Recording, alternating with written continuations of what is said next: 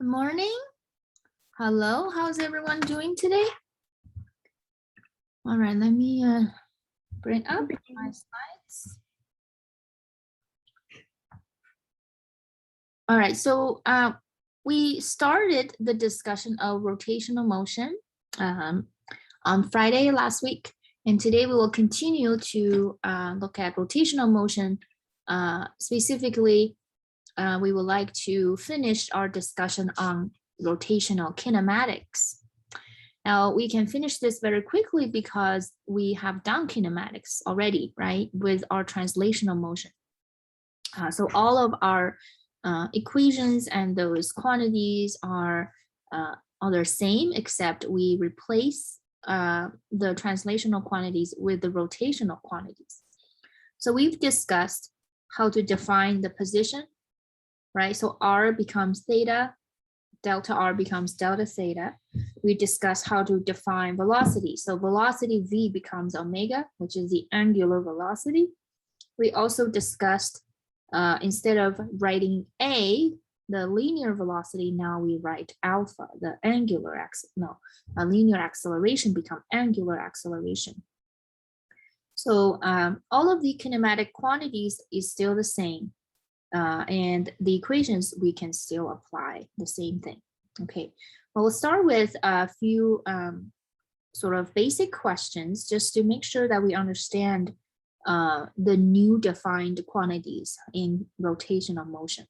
So for example, very simple, if we say a disk spins at 2 revolutions per second, what is its period? So the period is defined to be the total time it takes to complete 1 revolution. So that is T, capital T. So quickly, I don't think any discussion is needed. You can put in your vote for this question.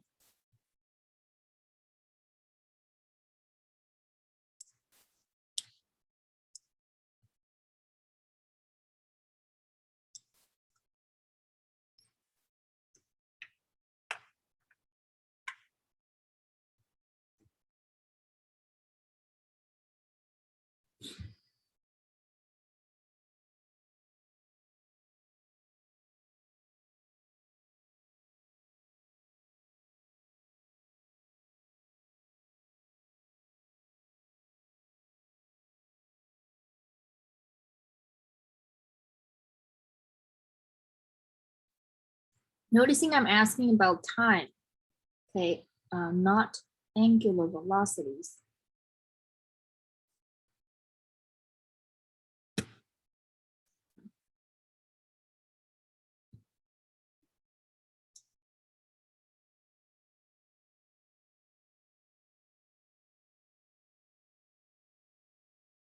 All right, so 10 more seconds. Let's go for 10 more seconds.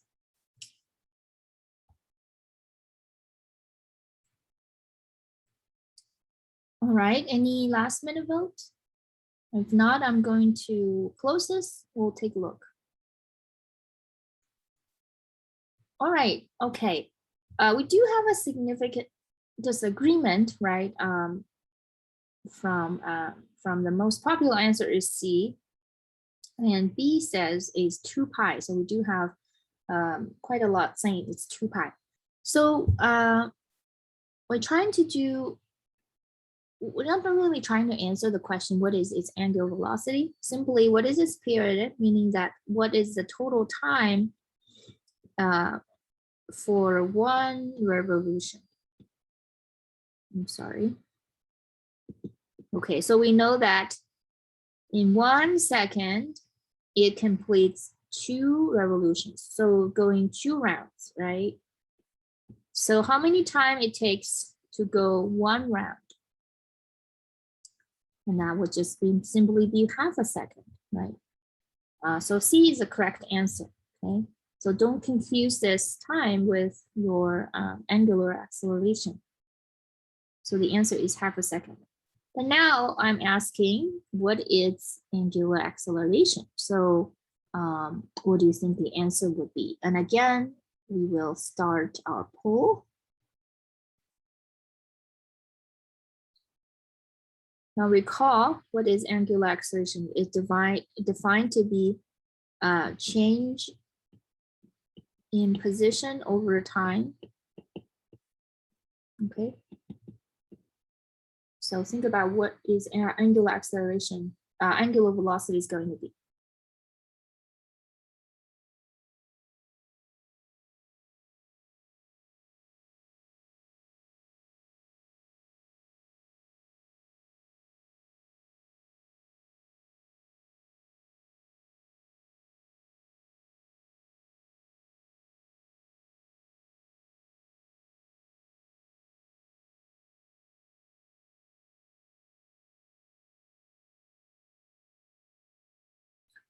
I would say I commented on the 2 pi has something to do with when you calculate angular velocity, but I'm not saying the 2 pi is the answer.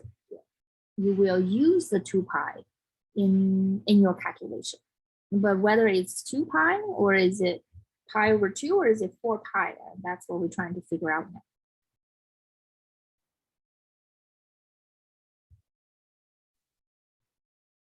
Wait, sorry, can you go to the previous question real quick?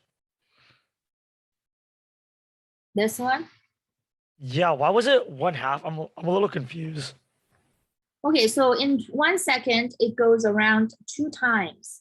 So how long does it take it to go around just 1 time? That would just be half of a second, right? Oh, okay, I see. Yeah, that's it.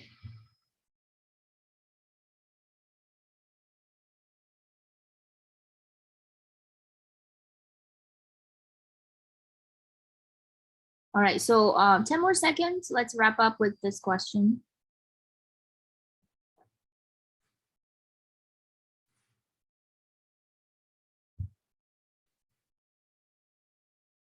Okay, all right, any last minute vote? I'm going to go ahead and end poll and let's take a look. All right, so again, majority voted for C, but we do still a significant amount of disagreement among the rest of the answers. Okay, so excuse me, let's take a look at the definition. Changing position over time. So you can look at the change in position in any time interval that you want, given that this is a uniform speed. So you can look at the time being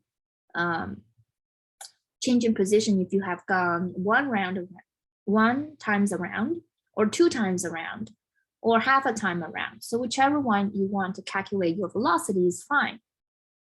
So let's say you wanted to do it 2 times around because that's what's given to us, right? So if the disk spins 2 revolutions, what is the change in position? What should I write here? The change in position is 2 pi because one circle. Okay, yes. So one circle is 2 pi. Yeah, it's 2 pi radians. Okay, so what if I wanted to say in 2 revolutions? What do I do? Oh, we could put 4 pi. Yes. Okay, so 2 times 2 pi. And that's just 1 second. Okay, so if you use that, you get it's 4 pi radians per second. Okay. Or if you use what we derived previously, you would say, well, the period it takes the omega, if I use capital T, that means that is the time for 1 round, and 1 round is just 2 pi. So if you use 2 pi, then you will use 1.5 seconds, and you still get 4 pi radians per second for your angular velocity. Okay, so the answer is C. I just want to use these questions to quickly check if we know how to calculate the rotational kinematic quantities. So before we move on, are there any questions about angular velocity and the period and these definitions? Any questions so far?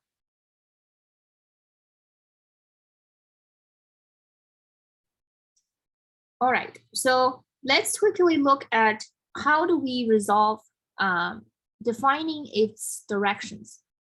We kind of mentioned briefly saying that even though we didn't put a arrow sign on top of this, these are all still vector quantities. So we have a convention to define what is the direction of these quantities. So for example, we use a right-hand rule. You probably have seen the use of right-hand rule in other classes. We use them quite a lot in physics. So right-hand rule basically saying, well, if your disk is spinning clockwise as the picture shows, then you wrap up your 4 fingers in the direction of that rotation, and your thumb points in what would we consider that angular velocity to be, okay? But in quizzes, in exams, if you had told me counterclockwise rotation or clockwise rotation, or if you tell me positive z or negative z for omega, those are both correct. But exactly speaking, a clockwise rotation, we call that to be having an angular velocity in the negative z direction. So this kind of rotation, we say omega is in negative z direction, okay? Which means it is a clockwise rotation. If it's a counterclockwise rotation, we call omega to be in the positive z direction. So that's just a convention, okay? So exactly only say negative or positive z is correct. But if you did say clockwise or counterclockwise, I would not consider that wrong, because I know what you mean. But try to remember how we define these directions, okay? So angular acceleration, sorry, go ahead. Sorry, so then basically we're just following the unit, like the order of the quadrants for positive. What do you mean order of the quadrants? Because you know how like it goes like 1, 2, 3, 4. So then positive is like following that order, negative is going the opposite way. Oh, yes. Okay. Yes, the convention, we usually just keep positive as positive z to be upward. Okay. But again, if you define explicitly in your work saying, I just wanted to do negative as downward, sorry, I just want to do positive as downward, that's okay. I'm not saying that I will take points off. As long as you're explicit in your notation and you're consistent with your notation, that's fine. All right, so what's important is if you say what if it's up or down. So instead of saying left or right or clockwise, counterclockwise. Okay, so the angular acceleration is the same way. So if you have a clockwise rotation and it's speeding up faster and faster, so you can see the angular acceleration will be pointing in the same direction as your angular velocity to help it to spin faster in that direction. And now we call angular acceleration to be also downward. That means it is going to be making it speeding up in the clockwise direction. So angular acceleration is defined to be exactly the same way. So let's take a look at this to see if you understand how to apply what we just learned. View it from the top. There is a disk, a turntable, spins counterclockwise and is slowing down. So how do we define the direction of its angular acceleration? So I think this one we don't have to discuss too much. Just quickly think about, our notation and what direction would that give our acceleration. Okay.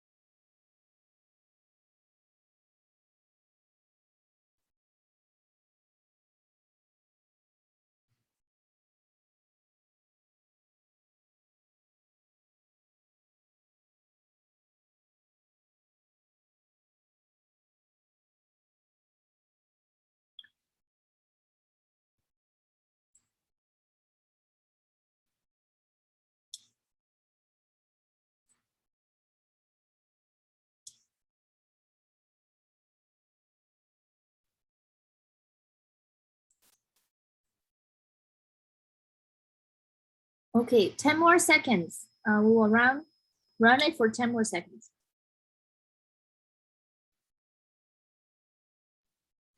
Yes, sir. Yes. I wanted to ask, for the axis in which it's being rotated, is it only apply in the vertical direction, or it can apply in the horizontal as well? Oh yeah, absolutely. It can be totally horizontal. But in this case, because we're viewing from the top, it already tell you that rotational axis is up and down instead of sideways, right?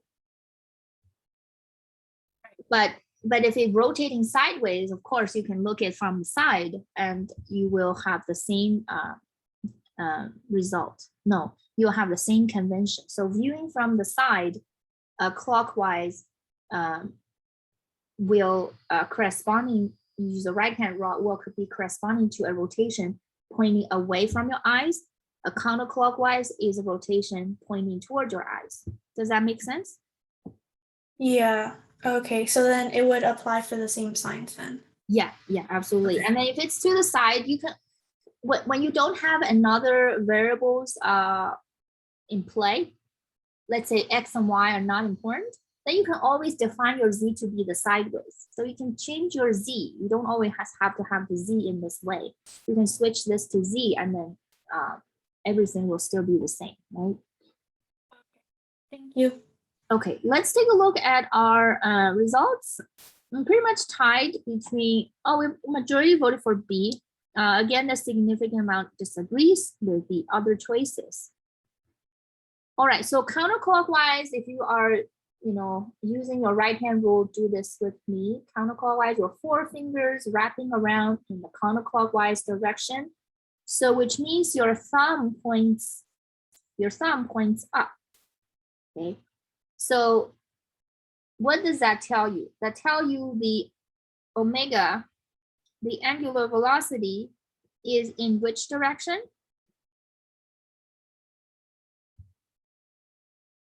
Angular velocity is in which direction? Up or down? Up. It's up, very good. Thank you for those who also contributed to the chat. So angular velocity is now up. All right, and what is happening to the disk? It is slowing down, okay? Now, which means my angular acceleration is up or down? Is alpha up or as alpha down in order for it to slow down? Alpha would be pointing down. Thank you, Jacob. If alpha were also pointing up, it would be speeding up, not slowing down. So alpha should be in the opposite direction as your velocity so that it will slow down. So in this case, we will say the angular acceleration is downward. Okay. Let's take a look at one more question. This just really help us to see how we define the angular velocity. Say you're riding on the merry-go-round, traveling forward, the center axis of the rotation is always on your left. You look at the center of the axis, you see it is always on your left. So which way is the merry-go-round going? Now, if we're talking about angular velocities, right, we say up or down instead of saying clockwise or counterclockwise. All right, again, I will let you go ahead and vote here.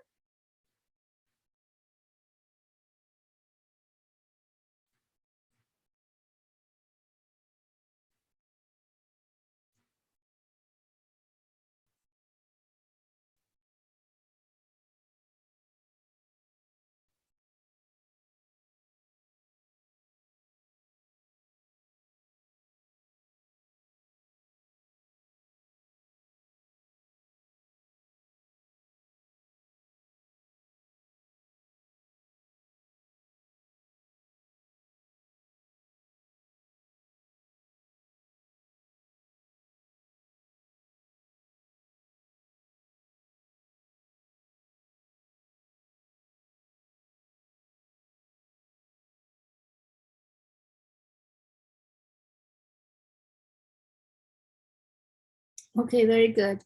10 more seconds. It looks like I've gathered majority of the vote already.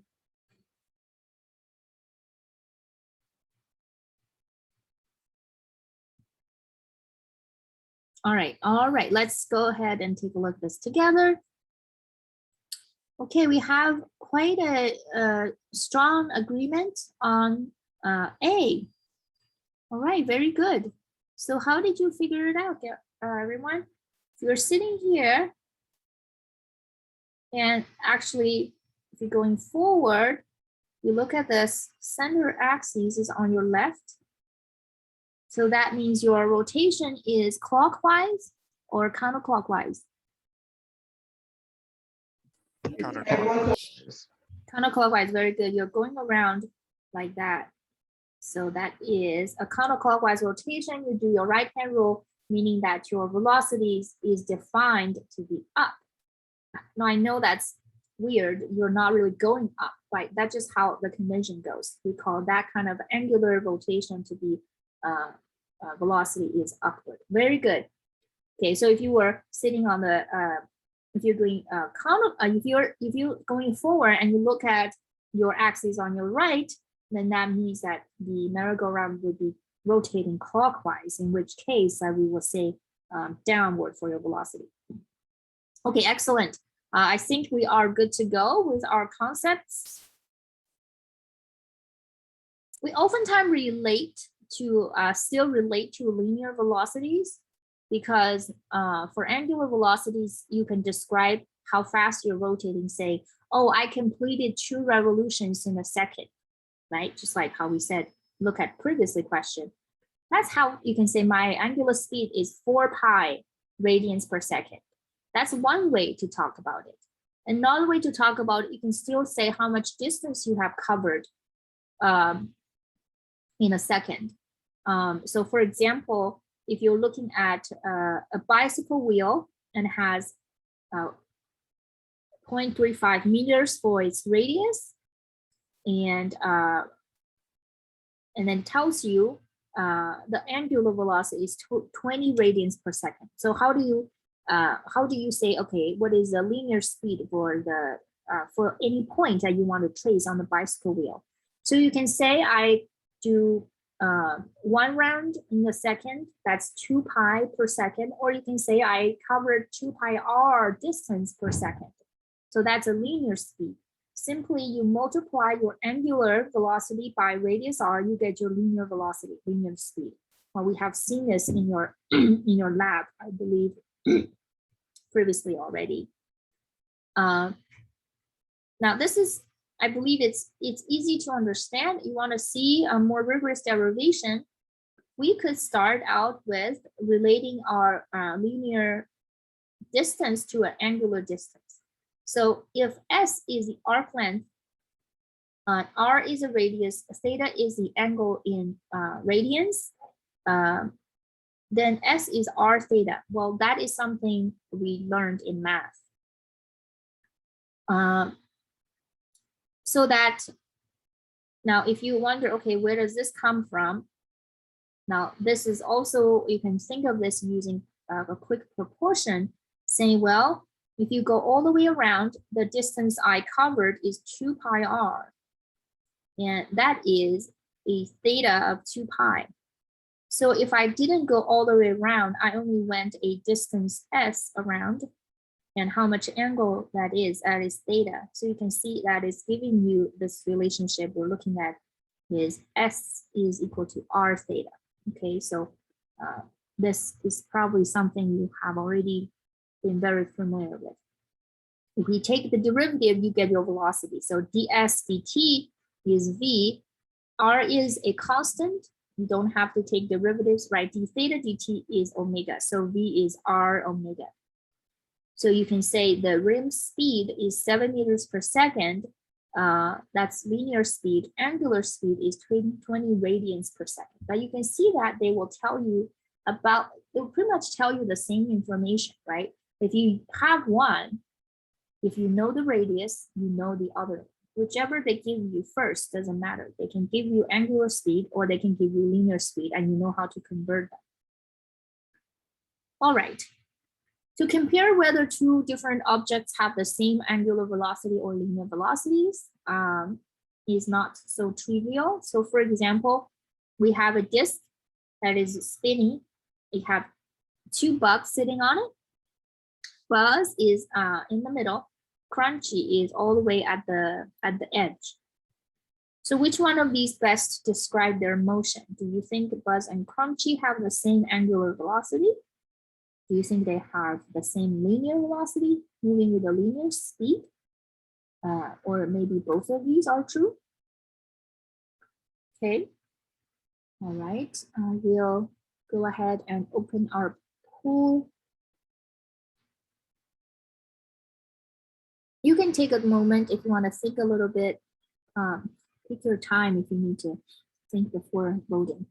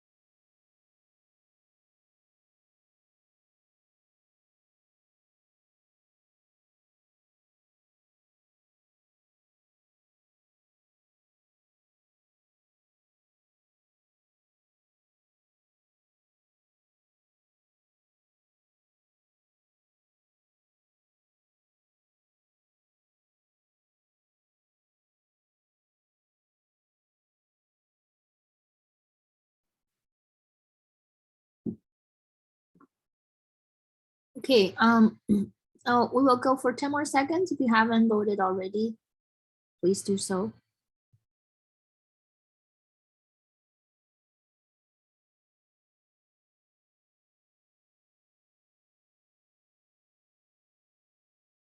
Okay, all right, let me go ahead and end poll and we can take a look. So this is our result. So to look at Buzz and Crunchy, whether they have the same angular velocity or linear velocity is to see do they complete the same amount of, cover the same amount of displacement, whether it's angular or linear in the same time. Okay, so I will draw where they are after a certain amount of time. So let's say after a certain amount of time, Buzz is here, Crunchy is here. Okay, so look at where they moved in terms of their angular displacement. Would you say during that time, they have moved the same angle? Would you say that? Same angle or different angle? Same angle. Same angle, yes, very good. So if they move the same angle, omega is delta theta over delta t. So it should be the same for both of them, right? Okay, so they do have the same angular velocity. Do they have the same linear speed? So let's see, well, in terms of the linear distance they covered, do they cover the same distance? So for Buzz from here to here is this, and Crunchy from here to here is this arc. Okay, so do you think they have covered the same linear distance? Do you think that delta S is the same for both of them? No. The change in time and the change in angle is the same, but change in S is not the same, I believe, because the radiuses, or the radii, sorry, are different. Yes, delta S is not the same, which means the one who has a longer arc, which is Crunchy, has a bigger linear speed. So they do not have the same linear speed. A is correct. Okay, very good. This could have actually a lot of applications, we do take advantage of this in real life.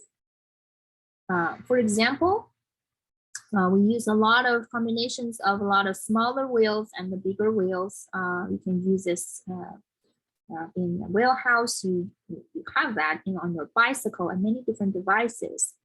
So let's say in this case, you have a smaller and a bigger wheel. They're connected by a belt. And the small wheel is turned on, you have a constant angular velocity, omega s. Now you have to compare the angular velocity of the bigger wheel with the angular velocity of the smaller wheel. Do you think they're the same or different? Now, important thing here is they are connected by a belt. All right, so this one, we'll go ahead and have a discussion for a minute or two, and then we can come back, we can vote on it.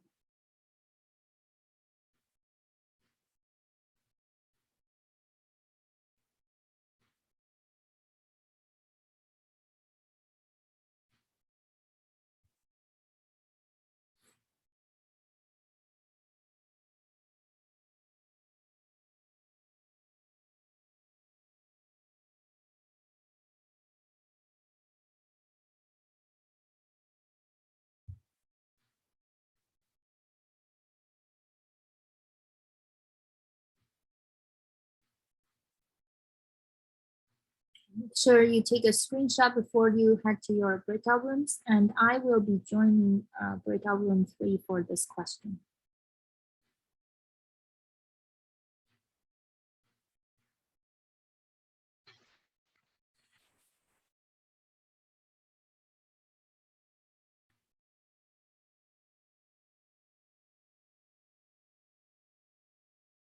Hi everyone, how are you?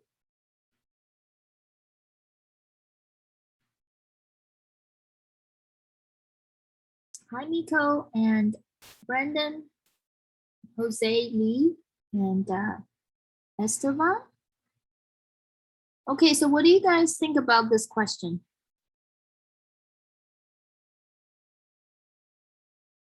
Anybody could speak or they can type in the chat.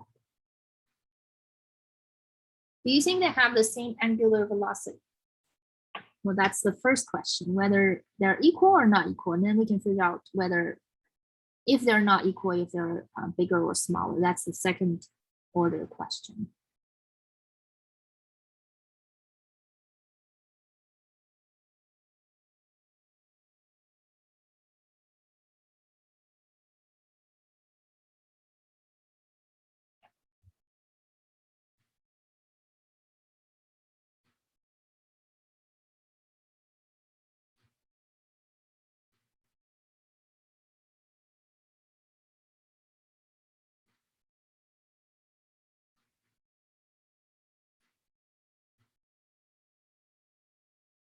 Okay, they are connected by the belt.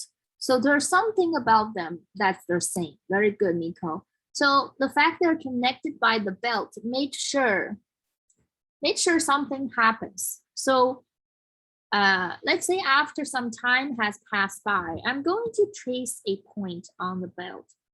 Let's say I'm going to focus on this point that's on the belt. And you put a little mark here at the bigger belt, and you put another little mark on the a different belt. So let's say we are going to trace these 2 points. Okay, so after you look at your watch, okay, after 5 seconds, you look at the red dot. You notice it had moved to here. Okay, so it covered this much, and moved this much distance. So if I'm going to look at the blue dot on the smaller wheel, where do you think the blue dot have moved? Do you think they moved the same amount as a red dot or different amount as a red dot?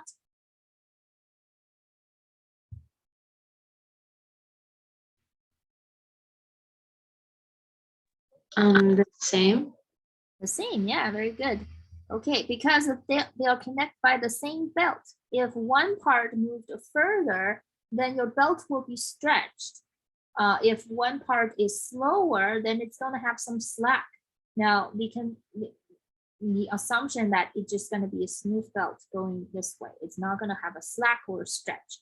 So it's going to move about the same distance as the red, okay? So translating that distance to delta t for the small wheel versus the bigger wheel, they have the same S for the bigger wheel. I'm sorry, I'm not gonna call it some kind of, so this is for the small wheel, this is for the large wheel.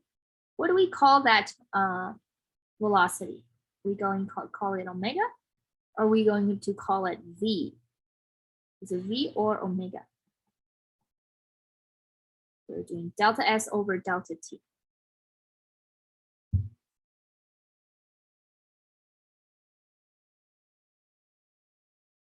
Distance over time, does that give you angular speed or linear speed?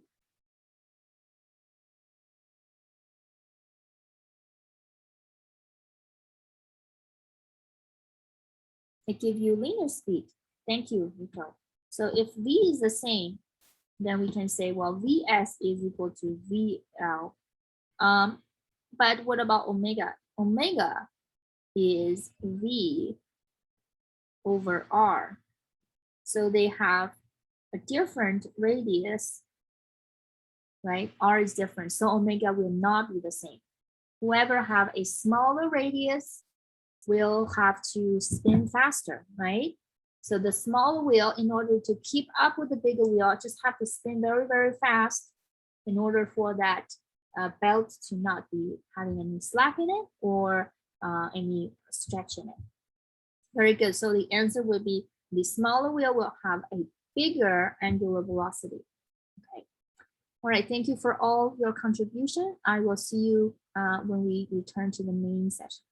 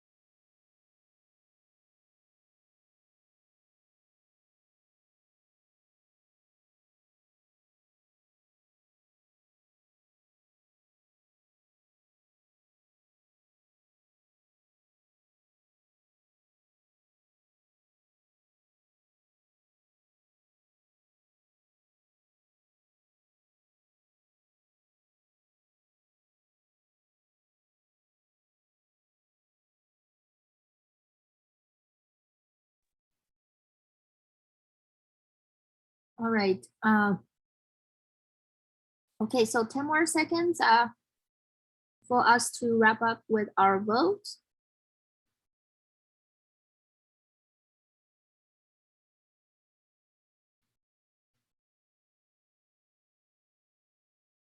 Okay. All right. So let me go ahead and end this. We'll take a look. Okay, so this is our results. And anybody will tell us some thoughts they have about comparing their angular velocity, whether they have the same angular velocity or not. What do you think?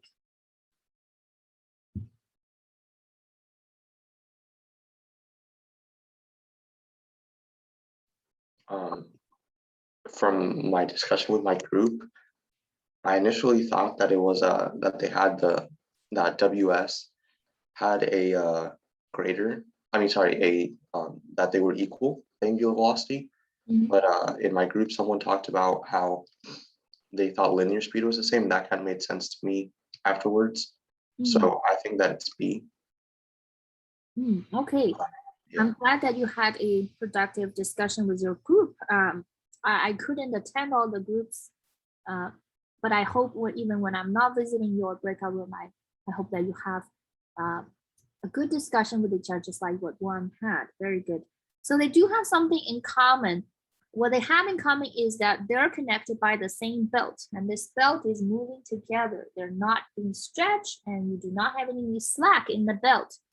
Very good. So which means if I trace to a point on the larger belt and the 5 seconds pass by, this is a distance is not traveled. If I trace another point on the smaller belt, the belt at the smaller real distance, it should travel the same distance.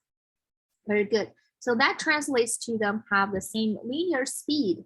Very good. That's very important. They do have something in common, and that is their linear velocity is the same. Now, which means their angular velocity cannot be the same because the linear velocity is angular velocity times the radius, right? They have different radius. The smaller belt have a smaller radius than the larger belt. So which means if the smaller belt, a smaller wheel want to be able to keep up with the larger belt, it has to spin faster or slower.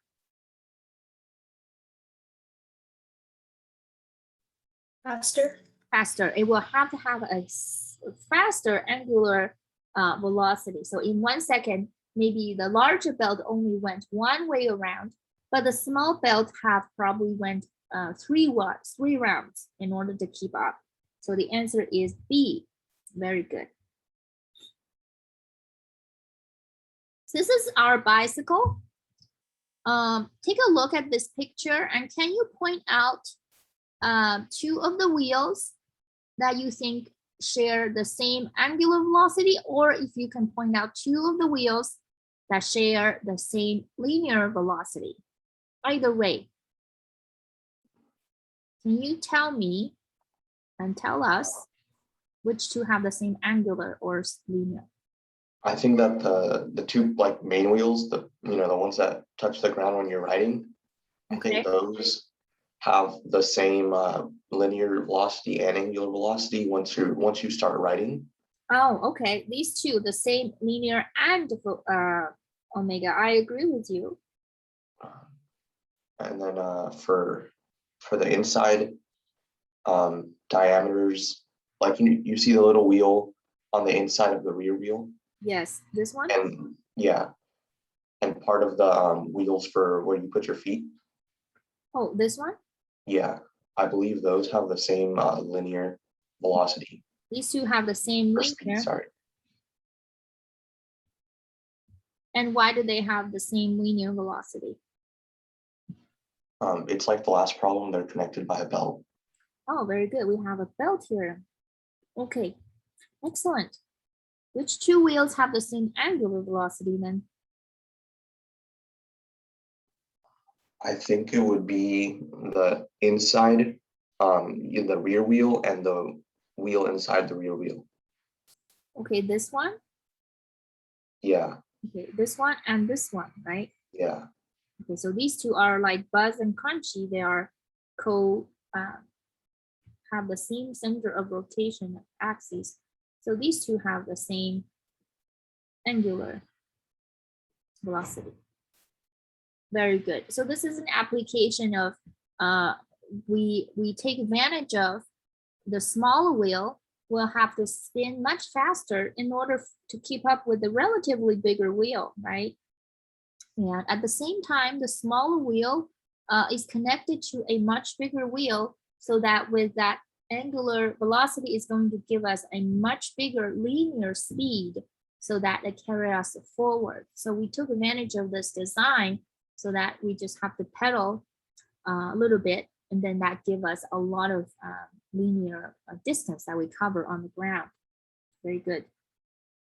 So as indicated here, these 2 have the same linear, and these 2 have the same angular. Obviously, your 2 bigger wheels have the same linear and same angular. They're all on the ground moving together. Okay, so we wanted to also represent the direction of the velocities. Linear velocity, we talked about how to calculate the speed, right? In terms of the directions, we recall something we learned from the previous knowledge is the tangential to the path, right? The linear velocity is always in the direction that's tangential to your path. So we can put the direction on point A, B, and C. Okay. First, let's just worry about the directions, and then we also want to worry about the length of my arrow to show whether longer or shorter, whether that's bigger or smaller velocities. So if this is rotating counterclockwise, I'm going to put an arrow on these two different points. Point A will be tangential, so will be downward, right? Point C, the tangential direction is upward. What about B? The tangential direction is simply to the left. So do we agree with these different directions for the arrows? Okay. Now let's look at the length. So A, B, C, these arrows should have different lengths to indicate how big that velocity is. Which arrow should be the longest?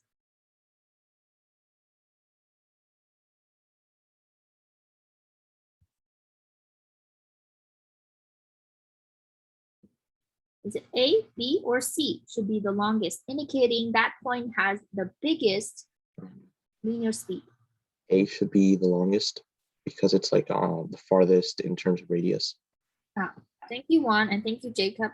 A is longest. It has the biggest distance, biggest radius. And C is a little bit into the center, right? So C should be a little bit shorter than A. And B is the shortest. You see the distance here is much, much shorter than both A and C. So B will be much shorter, smaller distance. Okay. And the length of the arrow actually will be proportional to the different radius because V is omega times R, right? So if it's VA is same omega times same R radius for A. If it's VB is omega times radius for B. So it should be proportional to the radius. So B should be half of what A has. Maybe I should draw it a little bit longer because the distance is about half of what A is. Okay, very good. So to use these in solving more complicated problems, we will use the kinematics equations that we derived previously. And equations are exactly the same. I'm going just to introduce these equations. We will do an application next class. Okay, so V final is V initial plus A times T. You're familiar with this equation, right? A constant acceleration in a particular direction, let's just call that moving in X direction. Here is a constant angular acceleration. So the equation is exact the same. So velocity, linear velocity becomes angular velocity. Initial velocity becomes initial angular velocity. And linear acceleration becomes angular acceleration, but everything else stay the same. Okay. The same for your position. Your final position is replaced by angular position, theta initial position. Instead of saying it's at 0 meters, you can say it's at 0 degrees or 0 radians. V becomes omega and A becomes alpha. Everything is the same. And you have a third equation here. We said these two combined can give you the third equation. And we can write the counterpart of that in our rotation as well. You notice that we have this subscript Z, and that simply just tell me my rotation is in the counterclockwise direction. That's why we have a Z. These are defined to be in the Z direction. So this little subscript is simply showing people which direction it is moving. Okay, so you don't have to worry too much about that notation. Okay, all right, so we will do one more example applying these different kinematic quantities at the beginning of our next class. And then we will move on to talk about rotational dynamics, where we introduce torque. And we will talk about Newton's second law for rotation for our next class. All right, so that's all for today. I want to remind you again, our midterm 2 will be next Wednesday, November 3rd. The practice exam is uploaded, so make sure that you give yourself enough time to review, okay? All right, I'll see everyone on Wednesday. Bye-bye. Bye, Professor. Thank you. Thank you, Have a good day. Professor. Thank you, Professor. Have a good day.